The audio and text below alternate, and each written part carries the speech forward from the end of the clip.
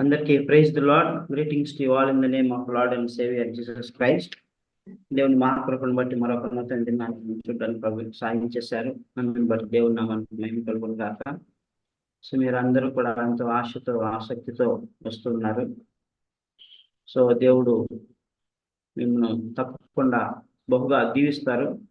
మీరు దేవుని గణపరిచి ఉదయకాలంని సమయాన్ని వెచ్చించి ప్రభు కొరకు మీరు ఆశతో ఆసక్తితో వస్తున్నారు కనుక నన్ను గణపరచువాన్ని నేను గణపరుస్తానన్నాడు దేవుడు. సో తప్పకుండా దేవుడు గణపరుస్తాడు. సో మనం ప్రార్థన చేసుకొని ఈరోజు బైబిల్ అధ్యయనాన్ని ప్రారంభించుకుందాం. Gracious heavenly loving father, we thank thee and we bless thee for this wonderful morning time. Lord, we exalt thee, we praise thee, we honor thee. Lord, thou art great, the most highly exalted God, seated on the heavenly places. So Father, God, there is no one like you, there is none like you. Father, God, you are the only God. Father, Lord, who have created this universal Master. Lord, you have also created all of us, Master Jesus, and you have loved us so much, Lord God, and that you gave your only begotten Son, Lord, to save us, Lord, to deliver us, and also, Father, to give us eternal life, oh Father. We thank thee and we bless thee, Father, for all the things that you have done in our lives. Because you live, we can face tomorrow. Otherwise, we cannot face, Lord, every day, Father. We thank you, Lord, for enduring us. Thank you, Lord, for keeping us safe and sound. You are so faithful, God, wonderful God, marvelous God, Lord, never changing God. Lord, you have promised us that I will never leave you nor forsake you. I will be with you till the end. O Lord, my God, I will keep you from the evil one. O God, we thank thee and we bless thee. Lord, we worship thee, Father, for your love is everlasting love. Father, your mercies are, Lord, above the heaven, as high as the sky, O Father. Lord, we thank thee, we bless thee, Father. We come to the throne of grace. Lord, we want to hear your voice, Father. Lord, call upon to me, I will answer thee. You have said, Master. Lord, if you search me diligently with all your heart, you will find me. O Lord, my God. Father, we come to thee. Lord, we bow down before thee. Lord, we humble ourselves. Lord, we want to hear your voice. God, Father, man shall not live by bread alone, but by every word that proceedeth out of the mouth of God. Father, have mercy on us. Speak to us. Lead us and guide us. Father, strengthen us this morning time. Your word is a living word, Father. Lord, your word is, Lord, Father, is a bread, living bread, oh Father. Lord, Father, have mercy on us. Feed us with your word, Master. Strengthen us this morning time so that we may live. Let the living fountains of the living waters flow in our lives, Master. Let the power of the Holy Spirit take control over us. Lord, fill us with the Spirit. Open our eyes of understanding. Prepare our hearts to receive your word, Father, so that, Lord, we may understand the mysteries of Lord, mysteries concerning the word of God, Father. Father, have mercy on us. Lord, I am an unworthy, unprofitable servant. Lord, I am not worthy. I lived in sin, Father. I was in flesh. I am in flesh, Father. Lord, Father, I was a wretched sinner, Father. God, I am not worthy, Lord, to speak your holy word, to share your holy word, Father. Have mercy on me. Cleanse me, purge me, wash me, hide me behind the cross, and speak to us. Thank you, Lord, for hearing our prayer. Lord, with a great thirst and hunger, we come to you this morning time. Lord, Father, speak to us. Blessed are those who hunger and thirst for righteousness, for they shall be filled. O Lord, my God, Father, speak to us and fill us with thy spirit. Lord, Father, encourage us and strengthen us this morning time. Edify us. Thank you for hearing our prayer. In Jesus' name we pray. Amen. Amen. So once again, praise the Lord to all my dear brothers and sisters. మనము మొదటి సమూయేలు గ్రంథాన్ని క్రమ పద్ధతిలో మనం అధ్యయనం చేసుకుంటున్నాం. Bible గ్రంథంను క్రమ పద్ధతిలో ప్రారంభించి ఇప్పుడు మనము మొదటి సమూయేలు గ్రంథానికి వచ్చాం. సో ఈ యొక్క మొదటి సమూయేలు గ్రంథం యొక్క ముఖ్య వచనం, key verse, we all should remember this, chapter 8 verse 7. అందుకు యెహోవా సమూయేలునకు సెలవిచ్చినదేమనగా, జనులు నీతో చెప్పిన మాటలన్నిటి ప్రకారం జరిగింపుము. వారు నిన్ను విసర్జింపలేదు, కానీ తమ్మును ఏలకుండా నన్నే విసర్జించి ఉన్నారు. అప్పటి వరకు దేవుడే ఇజ్రాయేలు ప్రజలకు రాజుగా ఉంటూ, దేవుడే వారికి నాయకుడుగా ఉంటూ, దేవుడే వారిని నడిపిస్తూ వచ్చాడు. అయితే అయితే సమూయేలు గ్రంథంలోకి వచ్చేసరికి ఇజ్రాయేలు ప్రజలు అంటారు, మాకు రాజు కావాలి. అన్ని జనుల రాజ్యములకు రాజు ఉన్నట్లుగా మాకు ముందుగా రాజు పోవాలి, మాకు రాజు కావాలి అని అడుగుతారు. సమూయేలు దేవుని దగ్గర విచారం చేస్తారు. సమూయేలు ముందే చెప్తాడు, రాజు ఇప్పటి వరకు దేవుడే మీకు రాజుగా ఉన్నాడు, ఆయనే మీకు నాయకుడు, ఆయనే మిమ్మల్ని నడిపించేవాడు, మీరు ఎందుకు రాజు కావాలని కోరుకుంటున్నారు అని అంటారు. ఆయన మాకు రాజు కావాలంటారు. దేవుడిని ప్రార్థిస్తాడు సమూయేలు. ప్రార్థించినప్పుడు దేవుడు ఈ మాట అంటాడు, వారు నిన్ను విసర్జించలేదు కానీ నన్నే విసర్జించున్నారు, కాబట్టి వారు చెప్పిన మాటల ప్రకారం జరిగింపు అని అంటాడు. సో సమూయేలు గ్రంథాన్ని, మొదటి సమూయేలు గ్రంథాన్ని 3 భాగాలుగా మనం విభజించుకున్నాం. అందులో మొదటి భాగము సమూయేలు న్యాయాధిపతిగా ఉన్న కాలం, 1వ అధ్యాయం నుంచి 7వ అధ్యాయం వరకు విషయాలను మనం చూసుకున్నాం. 2వ భాగము సౌలు రాజుగా ఉన్న కాలము, 8వ అధ్యాయం నుంచి 15వ అధ్యాయం వరకు విషయాలు మనం చూసుకున్నాం.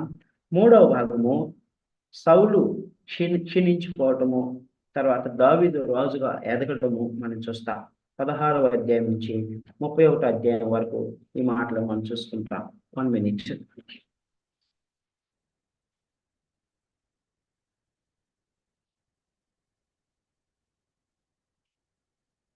సో మొదటి భాగాన్ని మనం అందులో మళ్ళీ 4 సబ్ పాయింట్స్ మనం చూసుకున్నాం.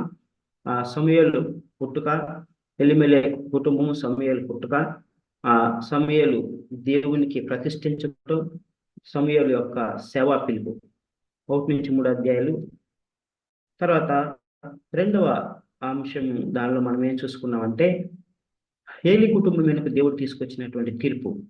3వ అంశము దేవుని హస్తము ఫిలిష్తీయుల మీద బహుభారముగా పడెను అని చూసుకున్నాం. 4వ అంశము సమూయేలు ప్రార్థన ద్వారా ఇజ్రాయేలు ప్రజలకు గొప్ప విజయాన్ని అనుగ్రహించారు, ఫిలిష్తీయుల మీద విజయాన్ని అనుగ్రహించారు. ఆ మాటలు మనం చూసుకున్నాం. సో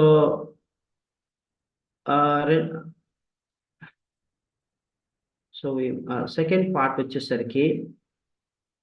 పార్ట్ సౌలు రాజుగా ఉన్న కాలం, దాన్ని మనం ఆల్రెడీ చూసుకున్నాం. సో టుడే మనము ఇప్పుడు 3వ భాగానికి వచ్చాం. సో ఈ యొక్క 3వ భాగంలో దావీదు రాజుగా ఎన్నుకోబడి అభిషేకించబడటం అనేది మనం చూసాం 16వ అధ్యాయంలో.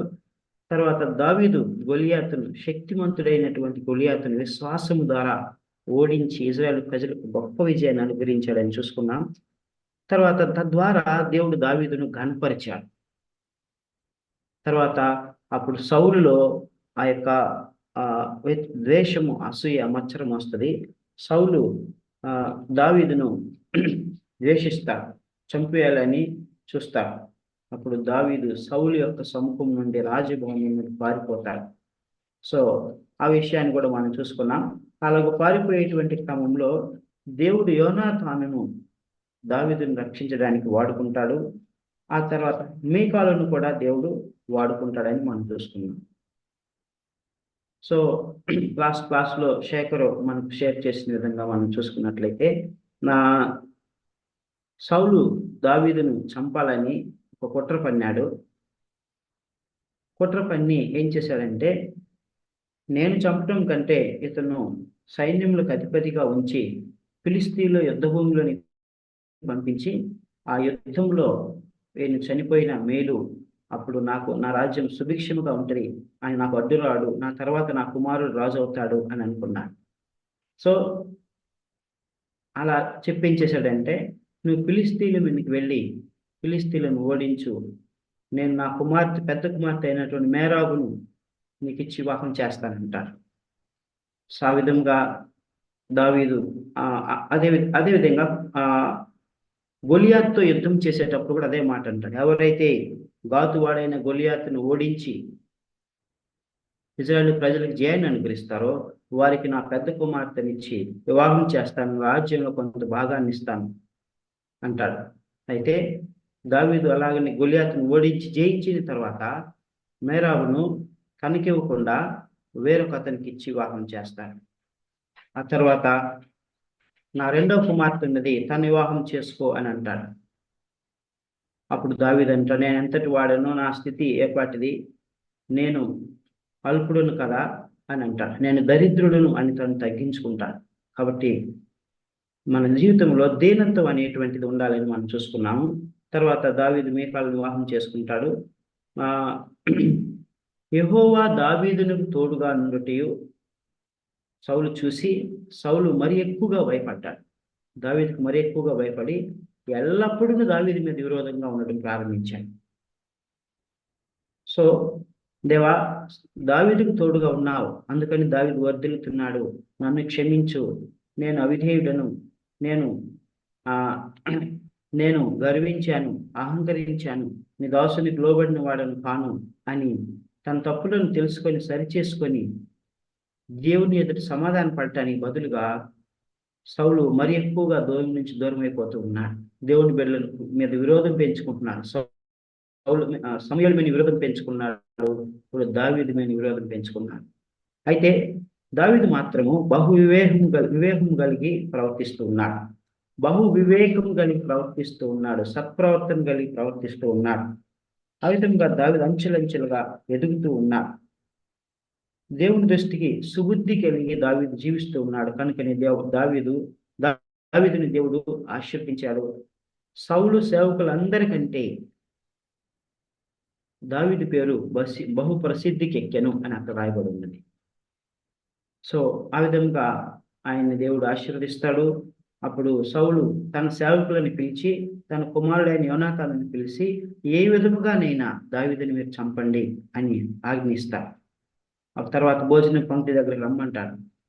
దావీదు ఎక్కడున్నాడు, నాతో కూడా భోజన పంక్తిన కూర్చోమని ఎదురుగా కూర్చోబెట్టుకొని తన పక్కన ఒక ఈటి పెట్టుకుంటాడు. ఈటి పెట్టుకొని దావీదును అట్లా భోజనం చేస్తూ ఆదమరిచి ఉన్నప్పుడు ఆ ఈటి తీసుకొని విసిరేయాలని చూస్తారు. అలాగే విసిరినప్పుడు దావీదు బహు వివేకం కలిగిన వాడు కనుక దేవుని సన్నిధానం తోడుగా ఉన్నది కనుక దావీదు అలా తప్పించుకుంటాడు. తప్పించుకున్నప్పుడు అక్కడి నుంచి లేచి పారిపోతాడు. సో తర్వాత మీకాలు ఇంటికి వెళ్తాడు. అక్కడ మీకాలు అద్భుత రీతిగా దావీదుని ఒక బాస్కెట్లో పెట్టి తన ఇంటి పక్క గోడ నుంచి కిందకి దించేస్తుంది. ఆ మంచం మీద ఒక బొమ్మను పెట్టి దాని మీద దుప్పటి కప్పుతుంది. సో సౌలు సేవకులు వచ్చినప్పుడు దావీదు జబ్బుపడి ఉన్నాడు, తను రాలేడు, అనారోగ్యంగా ఉన్నాడు, తను ముట్టవద్దని చెప్తుంది. ఆ సేవకులు వెళ్ళి దావీదుకి చెప్తే సౌలుకి చెప్తే సౌలు అంటాడు, మంచంతో పాటు అతను ఎత్తుకోండి, ఎంత జబ్బు పడిన వాడైనా తీసుకోండి, నేను అతను సంహరించాలంటాడు. అప్పుడు వారు ఆ దుప్పటాలు అవి తీసి చూడగానే అక్కడ బొమ్మ ఉంటుంది. ఇప్పుడు ఆ విధంగా మీకాలు దావీదును కాపాడుతుంది. సో అప్పుడు తండ్రి అయిన సౌలు మీకాలును కూడా ద్వేషిస్తాడు, కోపపడతాడు, తిడతాడు. దావీదు అక్కడి నుంచి సమూయేలు దగ్గరకు వెళ్తాడు. రామాలో ఉన్న సమూయేలు దగ్గరికి వెళ్తారు. వారిద్దరు కలిసి నాయోత్ అనేటువంటి ప్రాంతానికి వెళ్ళి కొంతకాలం ఉంటారు.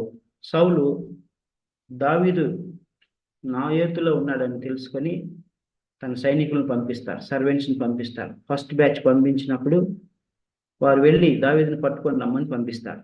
అయితే వారు అక్కడికి వెళ్ళగానే అక్కడ ప్రవక్తలు ఉంటారు. దేవుని ఆత్మ వారందరినీ దిగి వచ్చి వారు ప్రకటిస్తూ ఉంటారు, ప్రవచిస్తూ ఉంటారు. ఆ విషయం సౌలుకు తెలిసి రెండవ బ్యాచ్ సైనికులు పంపిస్తారు. వారు కూడా అలాగే చేస్తారు, ప్రవచిస్తారు. మూడవ బ్యాచ్ని పంపిస్తారు. వారి మీద కూడా దేవుని ఆత్మ వచ్చి వారు కూడా ప్రకటిస్తూ ఉంటారు. అప్పుడు సౌలు స్వయంగా వెళ్తారు. సౌలు కూడా దేవుని ఆత్మ చేత నింపబడి అక్కడ ప్రకటిస్తూ ఉంటాడు. ఆ తర్వాత ఎవరి గృహాలకు వారు వెళ్ళిపోతారు. ఆ విధంగా దావీదు రక్షించబడతాడు. సో దావీదు మరలా యోనాతాను దగ్గరికి వచ్చి, నీ తండ్రి నన్ను చంపాలని చూస్తున్నాడు, ఇది మాత్రం నిశ్చయము, నా మరణం నాకు ఒక అడుగు దూరంలో నేనేం చేయాలి అని అన్నప్పుడు వారిద్దరూ చర్చించుకొని ఒక నిబంధన చేసుకుంటారు. నా తండ్రి నీకు ప్రాణహాని చేయాలని నాకు తెలిసినట్లయితే నేను నీకు చెప్తాను. సో నువ్వు ఒక బండ చాటుని దాగి ఉండు, నేను నా సేవకుడిని వచ్చి బాణములు వేస్తా. ఆ బాణం 3 బాణములు వేస్తాను. ఆ 3 బాణములు నువ్వు ఉన్న బండ కంటే ముందుకు పడితే నీకు ఎలాంటి హాని లేదు. ఒకవేళ ఆ బాణములు నీకంటే పై భాగంలో పడితే అప్పుడు తండ్రిని నా తండ్రి అయిన సౌలు నీకు హాని తలపెట్టి ఉన్నాడు కనుక నువ్వు అక్కడి నుంచి పారిపోని చెప్తాడు. అలాగని 3 బాణములు విసిరినప్పుడు ఆ బాణములు దావీదు దాగి ఉన్నటువంటి బండకు పై భాగంలో పడతాయి. అప్పుడు వెంటనే దావీదు అక్కడి నుంచి పారిపోతాడు. సో అంతవరకు మనం పోయిన క్లాస్లో చూసుకున్నాం. సో దావీదు అక్కడి నుంచి నోబు అనే ప్రాంతానికి పారిపోతాడు. నోబు అనేటువంటి ప్రాంతంలో ఒక యాజకుడు ఉంటాడు. అక్కడ ఒక మందిరం ఉంటుంది. ఆ మందిరంలో అహీమెలెకు అనేటువంటి ఒక యాజకుడు ఉంటాడు. ఈ యొక్క అహీమెలెకు ఎవరు అని అంటే ఏలీ వంశంలో నుండి వచ్చినటువంటి వాడు. ఈ యొక్క అహీమెలెకు అక్కడ యాజకుడుగా ఉన్నప్పుడు అహీమెలెకు దావీదుని ఎరుగును. అప్పుడు ఆయన అంటాడు, నా ఏలిని వాడా, నీవు ఒక్కడవే ఇక్కడికి ఎలాగ వచ్చావు అని భయపడిపోతాడు. భయపడిపోయినప్పుడు ఆయన అంటాడు, దావీదు అంటాడు, రాజు నాకు ఒక పని నిర్ణయించి ఉన్నాడు. ఆ పని గురించి ఎవరికి చెప్పొద్దని చెప్పాడు. కనుకనే నేను ఒక్కడనే వచ్చాను. నా సేవకులని వేరే పని మీద ఇంకో చోటకు పంపించాను అని అంటాడు. ప్రియమైనటువంటి దేవుని బిడ్డలారా, ఇక్కడ దావీదు ఆ నోబు ప్రాంతానికి ఎందుకు వచ్చాడు? రాజు పంపిస్తే వచ్చాడా, లేకుంటే తన సొంతగా తను పారిపోయి వచ్చాడా? ఎందుకు వచ్చాడు? తను సొంతగా సౌలుకు భయపడి, సౌలు చంపేస్తాడని భయపడి ఆయన వచ్చాడు. అయితే ఏం చెప్తున్నాడు ఇక్కడ చూడండి, 21వ అధ్యాయం 2వ వచనం. 21వ అధ్యాయము దావీదు, రాజు నాకు ఒక పని నిర్ణయించు, నేను నీకు ఆజ్ఞాపించి పంపిన పని ఏదో అది ఎవరితోనైనా చెప్పవద్దని నేను నా పనివారిని ఒక చోటికి వెళ్ళ నిర్ణయించి. My dear brothers and sisters, is it true? అది సత్యమా? అది నిజమా? కాదు. సో దావీదు యాజకునికి అబద్ధం చెప్తా ఉన్నాడు. సో దట్ మీన్స్ ఇక్కడ దావీదు ఈ విషయంలో భయపడి ప్రాణ భయం కొలది ఒక అబద్ధం చెప్పి తప్పిపోయిన వాడుగా ఉంటున్నాడు. అప్పుడు అహిమేలెకు అంటాడు, అలా చెప్పి ఏమంటాడంటే, నీ దగ్గర ఏమైనా తినడానికి ఉందా, మేము అలసి ఉన్నాము అని అంటాడు. అంటే అప్పుడు ఆయన, నా దగ్గర ప్రతిష్ఠించబడిన రొట్టెలు మాత్రమే కలవు, అది దేవుని యొక్క మందిరంలో ప్రతిష్ఠించబడేవి. వారంకి ఒకసారి సబ్బాతు దినమందు ఆ రొట్టెలను ఆ యొక్క దేవుని సన్నిధిలో ఉంచుతాము. అవి యాజకుడు మాత్రమే తినాలి. ప్రతి శనివారము అదే సబ్బాతు దినం ఏం చేస్తారంటే 12 రొట్టెలు 12 గోత్రాలకు సాదృశ్యంగా ఆ మందిరంలో పెడతారనమాట. సో అవి పరిశుద్ధమైనవి, అవి యాజకులు మాత్రమే తినాలి. 6 రోజులు అయిపోయిన తర్వాత మరలా సబ్బాతు దినం తీసుకొచ్చి పెడతారు. ఆ పాత రొట్టెలు యాజకుడు తినాలి. సో అప్పుడు ఆ యాజకుడు అంటాడు, ప్రతిష్ఠించబడిన రొట్టెలు తప్ప నా దగ్గర సాధారణమైన రొట్టెలు ఏమీ లేవు, మా ఇంట్లో చేయబడిన ఏమీ లేవు, మేము దీని వల్లనే జీవిస్తూ ఉన్నాము అని అంటాడు. అప్పుడు యాజకుడు అంటాడు, ఒకవేళ మీరు స్త్రీని ముట్టకుండా ఉన్నట్లయితే మీరు ఆ రొట్టెలు తినవచ్చు అని అంటాడు. అప్పుడు దావీదు అంటాడు, మేము 3 దినముల నుండి మేము బయటే ఉన్నాము, ఆ ఇంటిని వదిలి వచ్చాము, మేము ఏ స్త్రీని కూడా మేము కలవలేదు, కనుక ఆ రొట్టెలు మాకు ఇవ్వమంటాడు. అప్పుడు ఆ యాజకుడు ఆ రొట్టెలు ఇచ్చినప్పుడు దావీదు తన యొక్క సర్వెంట్స్ తిని వారు తృప్తి పొందుతారు. తృప్తి పొందిన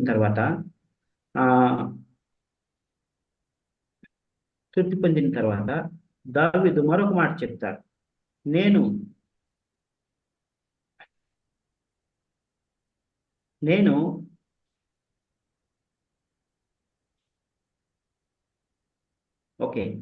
మరొక మాట చెప్తాడు, నేను నా రాజు పని మీద వచ్చాను కనుక నేనేమి తీసుకొని రాలేదు అని అంటాడు. సో హియర్ దావీదు 2 అబద్ధాలు చెప్తున్నాడు. ఒకటి, రాజు పని మీద వచ్చాను అంటున్నాడు. రెండవది, నేను ఇక్కడికి వస్తూ ఏ ఆయుధంలో తీసుకొని రాలేదు, నేను రాజు పని మర్చిపోయి వచ్చాను, సడన్ గా వచ్చాను కనుక నాకు ఒక ఆయుధం ఇవ్వు అని అంటాడు. ఇక్కడ మనం గమనించినట్లయితే దావీదు అబద్ధం ఆడుతూ ఉన్నాడు. ప్రియమైనటువంటి దేవుని బిడ్డలారా, మరి ఒక విశ్వాసి అబద్ధం చెప్పవచ్చా? బైబిల్ ఏం చెప్తా ఉంది?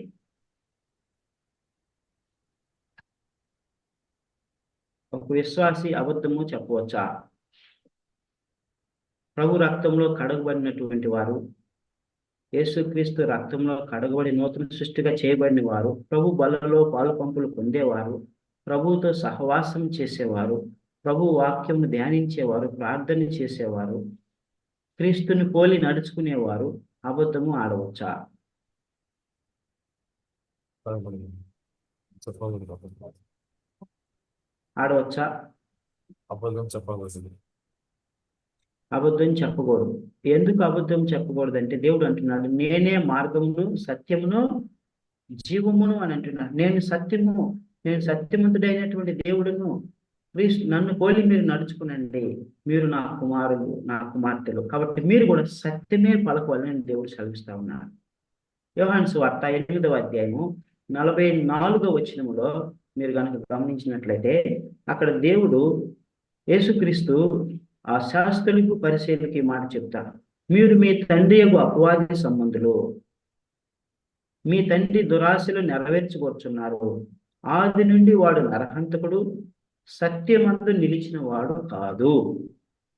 సత్యమందు నిలిచిన వాడు కాడు, వాని యందు సత్యమే లేదు. There is no truth in him at all. వాడు అబద్ధం ఆడినప్పుడు తన స్వభావం అనుసరించి మాట్లాడును, వాడు అబద్ధికుడును అబద్ధమునకు జనకుడునై ఉన్నాడు. He speaketh of his own, for he is a liar, he is the father of lies. My dear brothers and sisters, మనం ఒకప్పుడు అంధకారంలో ఉన్నాము, పాప బంధకంలో ఉన్నాము, శరీరంలో ఉన్నాము, అపవాది వశంలో ఉన్నాము. అప్పుడు మనం అబద్ధములు ఆడాము.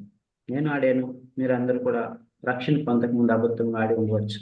ప్రతి విశ్వాసి తన స్వభావమును బట్టి అబద్ధం ఆడతారు. అవి అవాదాల ద్వారా వచ్చినటువంటి స్వభావం. అయితే ప్రభు రక్తంలో కడగబడి నూతన సృష్టిగా చేసిన తర్వాత, నవీన స్వభావం ధరించుకున్న తర్వాత, యేసుక్రీస్తుని మనం ధరించుకున్న తర్వాత మన స్వభావం మారింది. మనం నీతిమంతులమయ్యాం, సత్యమంతులమయ్యాం, పరిశుద్ధులమయ్యాం. కాబట్టి ఇదిగో పాతవి గతించిన సమస్తము క్రొత్తవాయను. మన శరీరంలో ఉన్నాం. పాత జీవితంలో ఉన్నప్పుడు ఎదురైనటువంటి పరిస్థితులు అంతకంటే ఇంకా కఠినమైన పరిస్థితులు ఎదురైనా ఒక విశ్వాసి అబద్ధము చెప్పడానికి వీలు లేదు. ఎందుకంటే దేవుడు సత్యవంతుడు, నేనే సత్యమును అంటున్నాడు. మనం ఆయన బిడ్డలం కదా. ఎందరైతే ఆయన నామం ముందు విశ్వాసం ఉంచారో వారందరికీ ఆయన కుమారులు కుమార్తెలు అవటానికి ఆయన అధికారం ఇచ్చాడు కదా, ఆయన పిల్లలు అవటానికి అధికారం ఇచ్చారు కదా. So very clear cut distinction is here. అపవాది దేవుడు, అపవాది అబద్ధమునకు జనకుడు, దేవుడు సత్యమునకు జనకుడు. అపవాదిలో సత్యమే లేదు, దేవుడు అంతా కూడా సత్యమే. అపవాదిలో పరిశుద్ధత లేదు, దేవుడు పరిశుద్ధుడు. ఎఫెసీయులకు రాసిన పత్రిక 4వ అధ్యాయం 25వ వచనంలో అదే మాట అంటాడు. మీరు ఒకసారి చదవండి. ఎఫెసీయులకు రాసిన పత్రిక 4వ అధ్యాయము 25వ వచనం. ఎఫిషియన్స్ చాప్టర్ 4 మనము ఒకరినొకరము అవయవములై ఉన్నాము కనుక మీరు అబద్ధం ఆడటం మాని ప్రతి వాడును తన పొరుగు వానితో సత్యమే మాట్లాడవలేడు. మీరు అబద్ధం ఆడటం మానండి అని యేసుక్రీస్తు సెలవిస్తా ఉన్నాడు. ఎఫెసీ సంఘానికి రాస్తున్నాడు. ఈరోజు నీకు నాకు చెప్తా ఉన్నాడు, అబద్ధం ఆడటం మాను అంటున్నాడు. My dear brothers and sisters, మనము దేవుని యొక్క శరీరంలో అవయములై ఉన్నాం. Therefore we are not supposed to speak lies. ప్రతి వాడును తన పొరుగు వానితో సత్యమే పలకవలెను. తన తోటి సహోదరులతో, తన కుటుంబస్తులతో, తను వర్క్ చేసే ప్లేస్లో, తన స్టూడెంట్ అయితే చదువుకునే ప్లేస్లో, మరి మెంటర్ తోటి, గైడ్ తోటి, టీచర్స్ తోటి, ఫ్రెండ్స్ తోటి, అందరితోటి సత్యమే పలకవలెను. We are the brand ambassadors of truth. మనము దేవుని కొరకు సత్యమునే పలికేటువంటి అంబాసిడర్స్, ప్రతినిధులము. Otherwise how others will come to know. ఇతరులకు ఎలా తెలుస్తుంది? My dear brothers and sisters, దాని కొరకే దేవుడు నన్ను ఎన్నుకున్నాడు. దాని ద్వారానే అన్ని జనులు వీరు దేవుని బిడ్డలు, వీరు దేవుడు కూడా నీతిమంతుడు, పరిశుద్ధుడు, సత్యవంతుడు అని గ్రహిస్తారు. లేకపోతే వారికి తెలియదు. My dear brothers and sisters, Bible గ్రంథంలో అబద్ధము చెప్పినటువంటి వారు చాలా మంది ఉన్నారు. అయితే కొంతమంది వెంటనే పశ్చాత్తాపడ్డారు, వారికి అవకాశం దొరికింది, కొంతమందికి అవకాశం దొరకలేదు. ఫర్ ఎగ్జాంపుల్, అననీయ సఫీర్ అనేటువంటి ఇద్దరు ఉన్నారు. ఆదిమ క్రైస్తవ సంఘము వర్ధిల్లుతున్నప్పుడు, ఫలిస్తూ ఉన్నప్పుడు, white life fellowship was growing, చక్కగా ఫలిస్తూ ఉన్నప్పుడు వారు వాళ్ళ ఫలాన్ని అమ్మి దానిలోని కొంత సొమ్ము మాత్రం తీసుకొచ్చి అపోస్తలుల పాదం దగ్గర పెట్టారు, పేతురు దగ్గరకు వచ్చారు. అయితే దేవుని యొక్క ఆత్మ ముందుగానే పేతురుకు సెలవిచ్చాడు, వారు నీ దగ్గరకు వస్తున్నారు, వారు అబద్ధం ఆడుతున్నారు అని అంటాడు. అప్పుడు ఏమంటాడు తెలుసా? అపోస్తలుల కార్యములు 5వ అధ్యాయం, యాక్ట్స్ చాప్టర్ 5, అపోస్తలుల కార్యములు 5వ అధ్యాయంలో అద్భుతమైనటువంటి మాట అక్కడ సెలవిస్తారు, వార్నింగ్ ఇస్తారనమాట. 3వ వచనం, 5వ అధ్యాయము 3వ వచనము 4వ వచనం. అప్పుడు పేతురు, అననీయ, నీ భూమి వెలలో కొంత దాచుకొని పరిశుద్ధాత్మను మోసపుచ్చుటకు సాతాను ఎందుకు నీ హృదయంలో ప్రేరేపించను? అది నీ యొద్దనున్నప్పుడు నీదే కదా. అమ్మిన పిమ్మట అది నీ వశమై ఉండలేదా? ఎందుకు ఈ సంగతిని హృదయంలో ఉద్దేశించుకున్నావు? నువ్వు మనుషులతో కాదు, దేవునితోనే అబద్ధమాడతీవని వానితో చెప్పాను. ప్రియమైనటువంటి దేవుని బిడ్డలారా, మనం దీనికంటే ముందేం చూసుకున్నా, 8 యోహాను సువార్త 8:44 ఏం చూసుకున్నాము? సాతాను అబద్ధికుడు మరియు అబద్ధం జనకుడై ఉన్నాడని మనం చూసుకున్నాం. సో ఇక్కడ ఏం చెప్తున్నాడు? ఆయన కూడా అదే చెప్తున్నారు, పేతురు కూడా అదే చెప్తున్నారు. ఆ పరిశుద్ధాత్మను మోసపుచ్చుటకు సాతాను ఎందుకు నీ హృదయంలో ప్రేరేపించను అంటున్నాడు. My dear brothers and sisters, ఎవరు ప్రేరేపించారంట?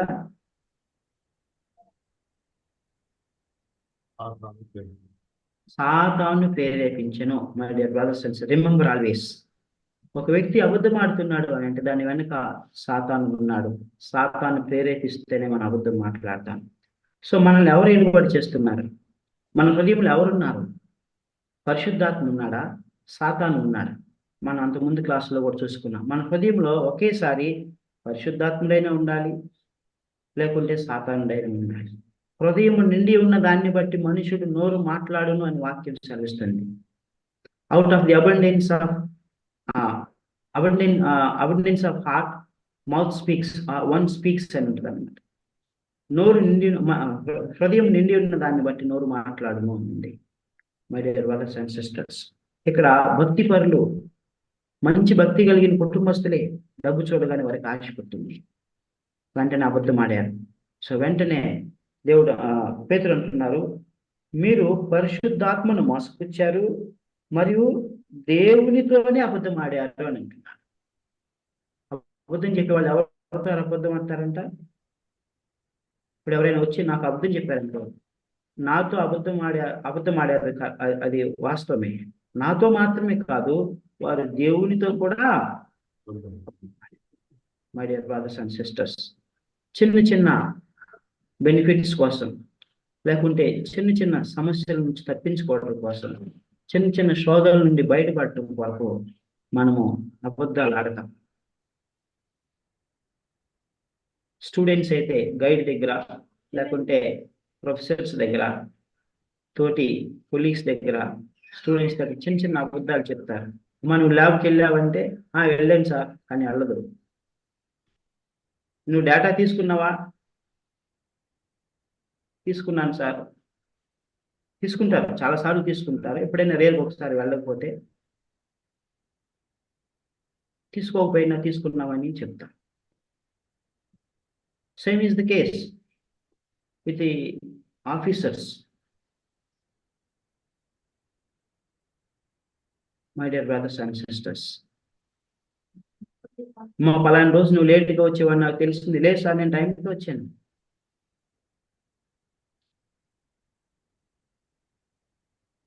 సో ఏదైనా పని ఉందనుకోండి ఇంట్లో, లేకుంటే ఏమైనా పర్మిషన్ కావాల్సి వస్తే సో మనం కొన్నిసార్లు ఉన్న విషయం చెప్పకుండా ఏదైనా ఒక అబద్ధం చెప్పి పర్మిషన్ తీసుకుంటాం, హాఫ్ డేనో లేకపోతే 1 డేనో. Very casually we do it.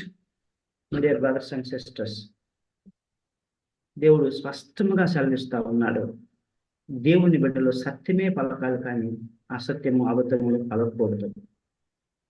నష్టమేం జరగదు మనకు, నష్టమేమీ జరగదు. ఒక హాఫ్ డే సీఎల్ పెట్టుకోవాల్సి వస్తుంది, లేకపోతే 1 డే సీఎల్ పెట్టుకోవాల్సి వస్తుంది. Otherwise most likely all officers they give permission. All the officers above us, మనకంటే పైన ఉన్న వారికి తెలుసు, వారికి అవసరాలు ఉంటాయి. They will give us permission. But మనం దానికంటే ముందుగానే మనం ఆలోచించుకొని మన సొంత స్వభావం బట్టి, మన సొంత ఆలోచన బట్టి, అమ్మ అట్లా అడిగితే సెలవు ఇవ్వరేమో లేదా పర్మిషన్ ఇవ్వరేమో అని చెప్పేసి మనం అబద్ధం ఆడేస్తాం. My dear brothers and sisters, for the glory of God, for the glory of God, I would like to share even today I used to share exactly what I am going to do with my boss. మా డైరెక్టర్తో కానీ, మా యొక్క joint డైరెక్టర్తో కానీ, మా కొలీగ్స్తో కానీ నేను ఎందుకు సెలవు తీసుకుంటున్నాను అనేది క్లియర్గా రాస్తాను, చెప్తాను. లేకుంటే ఎందుకు నేను రావట్లేదు, లేకుంటే నాకు ఎందుకు పర్మిషన్ కావాలి అనేది నేను ఉన్నది ఉన్నట్లుగా స్పష్టంగా చెప్తాను. వాళ్ళు ఏమని అనుకోండి, దేవుని దయ వల్ల నాకు ఎప్పుడు కూడా పర్మిషన్ వారు ఆపలేదు, పర్మిషన్ ఇచ్చారు. సో ఇవ్వకపోయినా కూడా నష్టమేం లేదు. My dear brothers and sisters, దావీదు ప్రాణ భయం చేత అబద్ధం ఆడుతూ ఉన్నారు, అయితే తర్వాత రియలైజ్ అయ్యి పశ్చాత్తాపడతాం. సో మనం ఒకసారి పొరపాటు చేసామని మనకు తెలిసిన తర్వాత మనం వెంటనే దాన్ని సరి చేసుకున్న తర్వాత మరలా పొరపాటు చేయకూడదు. My dear brothers and sisters, మనము సత్యమే పలకాలి, ఎందుకంటే మన దేవుడు సత్యం ఉంటుంది. I am the truth. ఈ లోకంలో సత్యం లేదు, అపవాదిలో సత్యం లేదు. మనం ఈ లోక సంబంధము కాదు, మనం దేవుని సంబంధము. My dear brothers and sister, తర్వాత దావీదు అక్కడి నుంచి ప్రాణ భయం చేత మళ్ళా సౌలు ఇక్కడికి వచ్చి చంపేస్తాడని చెప్పేసేసి గాతు అనేటువంటి ప్రాంతంలోకి వెళ్ళిపోయాడు, ఫిలిస్తీన్ల ప్రాంతంలోకి వెళ్ళిపోయాడు. గాతు అనగానే మనకు ఒకటి గుర్తు రావాలి, ఒక వ్యక్తి గుర్తు రావాలి. ఎవరు? గాతు వాడైన గొలియాతు అని మనం చదువుకున్నాం 17వ అధ్యాయంలో. సో మరి అక్కడ ఎవరుంటారు? శత్రువులు ఉంటారు కదా. ఫిలిస్తీన్లు అందరూ ఎంతో దుర్మార్గులని, దుష్టులని మనం చూసుకున్నాం కదా, శరీరానుసారులని చూసుకున్నాం కదా. దేవుని భయం లేని వారు, వారికి ఎంత చెప్పినా వినేవారు కాదు, వారు సుబుద్ధిని ఆధారం చేసుకుని వారు వెళ్ళేవారని చూసుకున్నాం. అయితే దావీదు ప్రాణ భయం చేత శత్రువుల యొక్క రాజ్యంలోనికి వెళ్ళిపోయిన వెంటనే అక్కడ ఆకీష్ అనేటువంటి రాజు ఉన్నాడు. అప్పుడు దావీదు సేవకులు అన్నారు, ఆకీష్ సేవకులు అన్నారు, ఇదిగో ఈయన దావీదు కాదా, గొలియాతును ఓడించిన వాడు కాదా, ఇతను ఇశ్రాయేలీయులకు రాజు కాదా, ఇతను గొప్ప పరాక్రమశాలి కాదా, అతనే అని వారు గుర్తించినప్పుడు దావీదు బహుగా భయపడ్డారు. భయపడిపోయి ఏం చేయాలో అర్థం లేదు. నేను శత్రువుకు చిక్కి ఉన్నాను, నేను నిశ్చయముగా మరణం పొందుదును అని అనుకున్నాను. నేను నిశ్చయముగా నాకు మరణము తథ్యము, మై లైఫ్ ఈజ్ గాన్ అని అనుకున్నాను. అయితే దేవుడు అద్భుతముగా దావీదుకు ఒక ఆలోచన పుట్టించాడు. ఆలోచన ఏంటంటే, దావీదు తన చర్యను మార్చుకొని వెర్రివాని వాళ్ళే నటించుచు, ద్వారపు తలుపుల మీద గీతలు గీస్తూ, ఉమ్మి తన గడ్డం మీద నుంచి కార్చుకుంటే పిచ్చివాడిలాగా బిహేవ్ చేశాడు. ఏమైనటువంటి దేవుని బిడ్డలారా, పిచ్చివాడిలాగా బిహేవ్ చేసినప్పుడు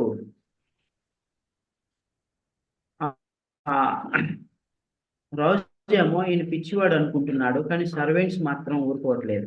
నో, ఈయన దావీదే, ఆయన మొహం మాకు తెలుసు, ఆయన మాకు బాగా గుర్తున్నాడే, వీనే ఇశ్రాయేలీయుల స్త్రీలు సౌలుకి 1000 కొలది, దావీదుకు 10,000 కొలది అని కేకలు వేశారు, ఆ దావీదే అని అంటున్నారు వాళ్ళు.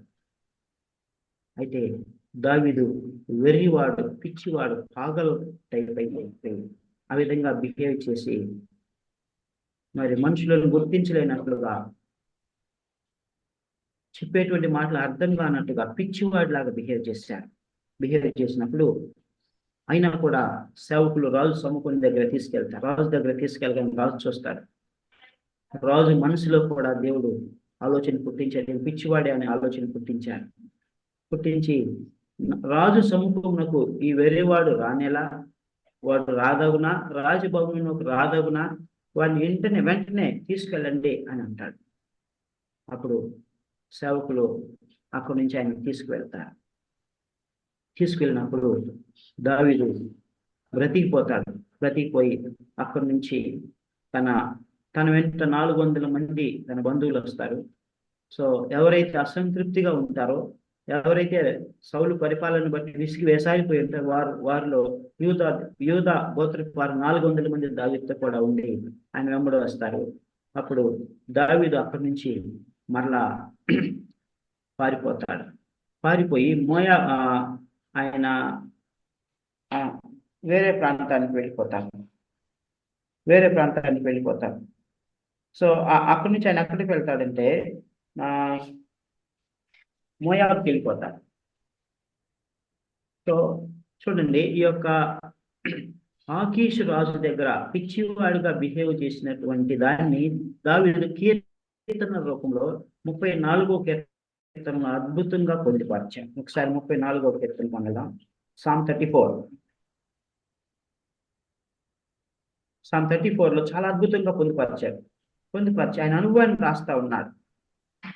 తన అనుభవాన్ని అద్భుతంగా అక్కడ రాస్తూ ఉన్నాడు. ఏమంటున్నాడు? నేను ఎల్లప్పుడూ యెహోవాను సన్నిధించెదను, నిత్యము ఆయన కీర్తి నా నోట ఉండును. నేను యెహోవాకు యొద్ద విచారణ చేయగా ఆయన నాకు ఉత్తరం ఇచ్చెను. నాకు కలిగిన భయములన్నిటిలో నుండి ఆయన నన్ను తప్పించెను. నేను ఆయన తట్టు చూడగా నాకు వెలుగు కలిగెను. మరి ఆయన తట్టు చూసేవారి ముఖములు ఎన్నడూ కూడా లజ్జింపకపోవును అని అంటారు. మళ్ళీ 17వ వచనం అంటాడు. 17వ వచనం ఒకసారి చదవండి. 34వ అధ్యాయము 17వ వచనం. నీతిమంతులు మొరపెట్టగా యెహోవా ఆలకించును, వారి శ్రమలన్నిటిలో నుండి వారిని విడిపించును. 18. విరిగిన హృదయము గల వారికి యెహోవా ఆసన్నుడు, నలిగిన మనసు గల వారిని ఆయన రక్షించును. 19. నీతిమంతునికి కలుగు ఆపదలు అనేకములు, వాటన్నిటిలో నుండి యెహోవా వారిని విడిపించును. నీతిమంతునికి కలుగు ఆపదలు అనేకములు, వాటన్నిటిలో నుంచి యెహోవా విడిపించును. 7వ వచనం, 34వ అధ్యాయం 7వ వచనం. యెహోవా యందు భయభక్తులు గల వారి చుట్టూ ఆయన దూత కావలి ఉండి వారిని రక్షించును. సో యెహోవా యందు భయభక్తులు గల వారి చుట్టూ ఆయన దూత కావలి ఉండి వారిని రక్షించును. ఇది దావీదు అనుభవపూర్వకంగా రాసినటువంటి మాట, వాక్యం. యెహోవా యందు భయభక్తులు గల వారి చుట్టూ ఆయన దూత కావలి ఉండి వారిని రక్షించును. దేవుడే రక్షించాడు. దేవుడే ఆయన పిచ్చివాడిగా బిహేవ్ చేసేలాగా మనసు ఇచ్చాడు. ఆకీషు మనసులో ఈయన పిచ్చివాడే అని ఒక భావన కలుగు చేశాడు. ఈ పిచ్చివాడు రాజు సముఖంకు రానేలా అని అన్నాడు. ఏమైనటువంటి దేవుని బిడ్డలారా, దావీదుకు వచ్చినటువంటి శ్రమలు, దావీదుకు వచ్చినటువంటి మరణకరమైనటువంటి అపాయాలు ఎప్పుడైనా నీ జీవితంలో వచ్చినా, లేకుంటే భవిష్యత్తులో వచ్చినా, remember that God will surely deliver you. God will surely help you. దేవుడు తప్పకుండా ఆయన దూతలతో నిన్ను కావలించి నేను తప్పకుండా రక్షించడానికి సమర్థుడు. Absolutely no doubt about it. ఆ తర్వాత ఆయన అక్కడి నుంచి మోయాబు ప్రాంతానికి వస్తాడు. 400 మంది తన బంధువులు ఆయన కలుస్తారు. అప్పుడు ఆ మోయాబులో ఆ రాజుని రిక్వెస్ట్ చేస్తాడు.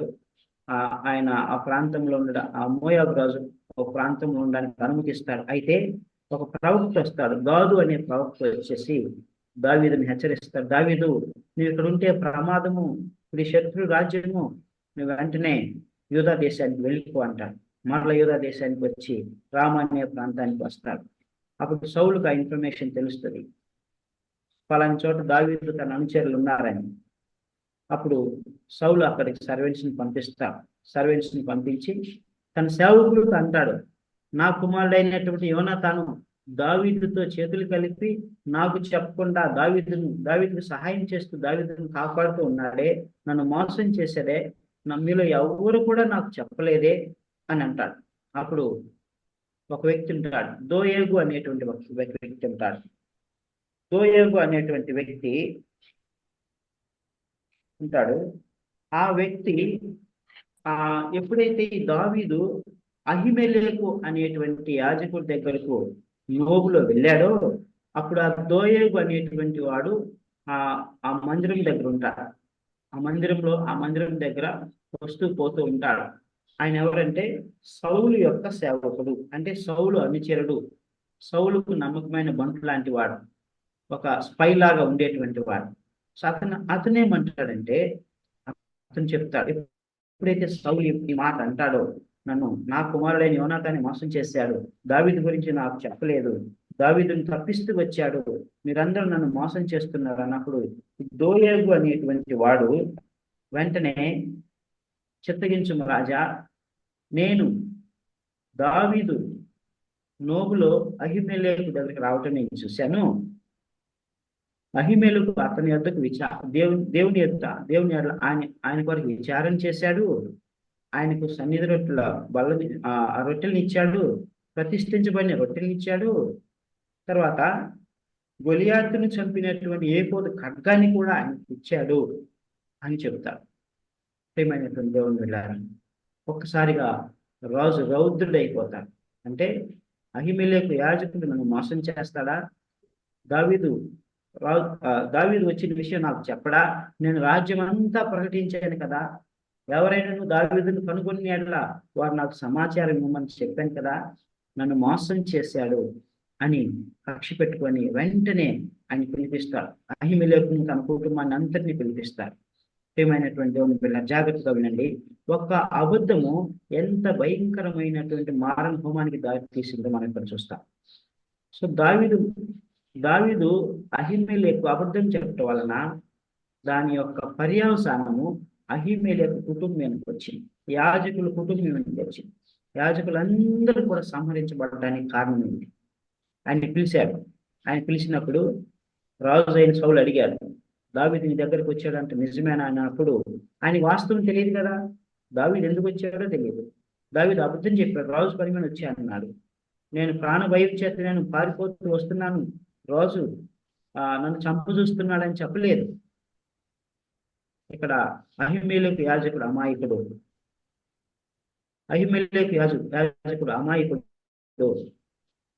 ఆ విధంగా చేసిన దాన్ని బట్టి ఆయన పిలిచి అడిగితే అహిమెలెకు ఆయన గురించి మంచిగా చెప్పాడు, చాలా మంచిగా చెప్పాడు. చూడండి 22వ అధ్యాయము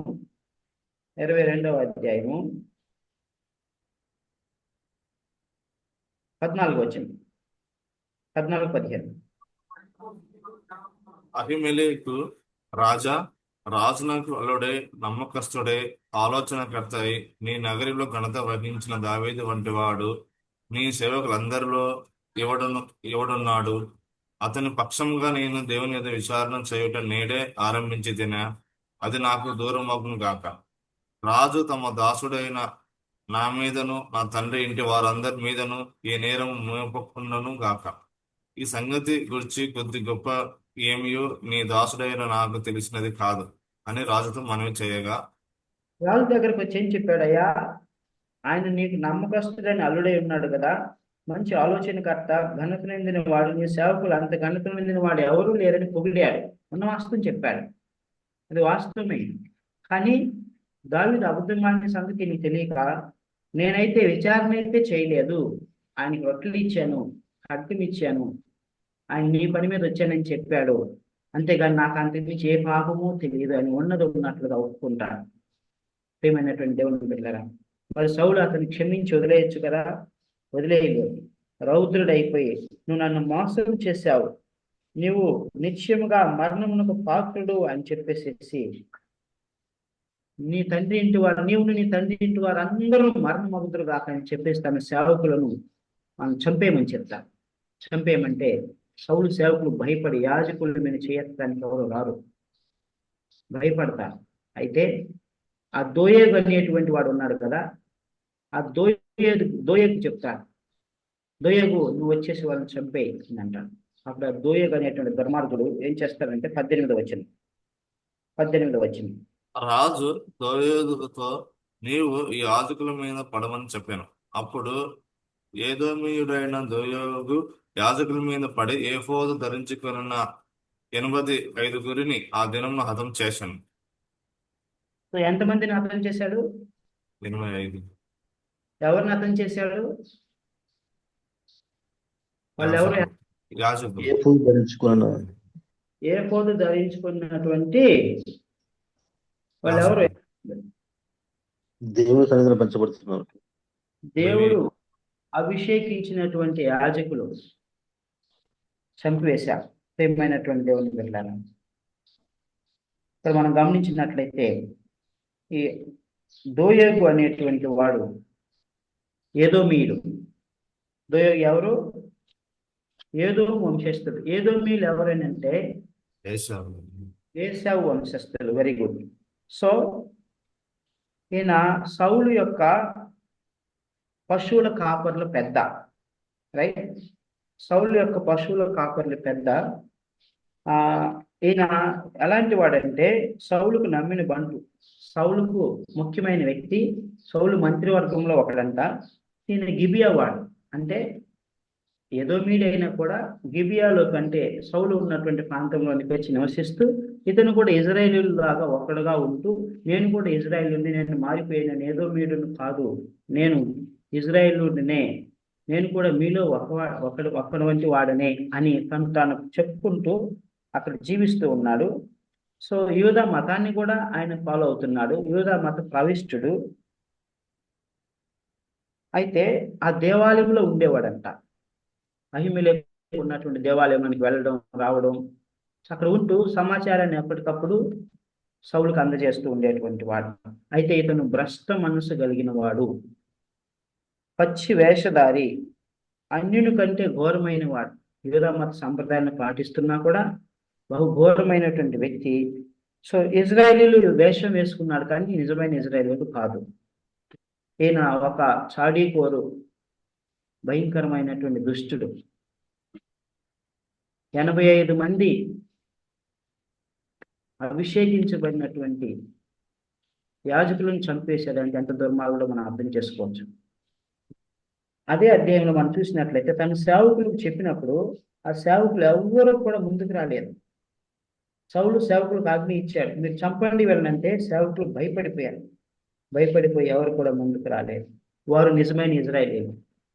my dear brothers and sisters, దినాన దోయేగు స్వభావం కలిగినటువంటి వారు మన మందిరాల్లో కూడా ఉంటున్నారు, సమాజంలో ఉంటున్నారు, మన వర్క్ ప్లేసెస్లో ఉంటున్నారు, మన కుటుంబాల్లో ఉంటున్నారు. సో దోయేగు వేషం వేసుకున్నాడు, కానీ ఇజ్రాయేలు వేషం వేసుకున్నాడు, యూదా వేషం వేసుకున్నాడు, దేవుని ఎరిగిన వాడుగా ఉన్నాడు, ధర్మశాస్త్రం పాటించినట్లుగా ఉంటున్నాడు, కానీ లోపల అంతా ఏదోమీయుల స్వభావమే, దుష్ట స్వభావమే.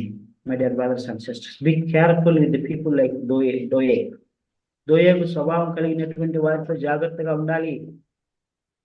అలాంటి స్వభావం కలిగినటువంటి వారిని గుర్తించగలగాలి.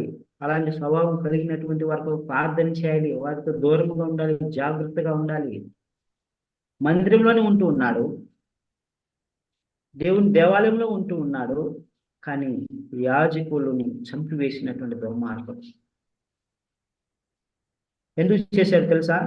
సౌలు దగ్గర మెప్పు పొందడానికి, సౌలు దగ్గర ఇంకా ఉన్నతమైనటువంటి స్థానాన్ని పొందడానికి, తన సొంత ప్రయోజనం వరకు అలాగూ చేశారు.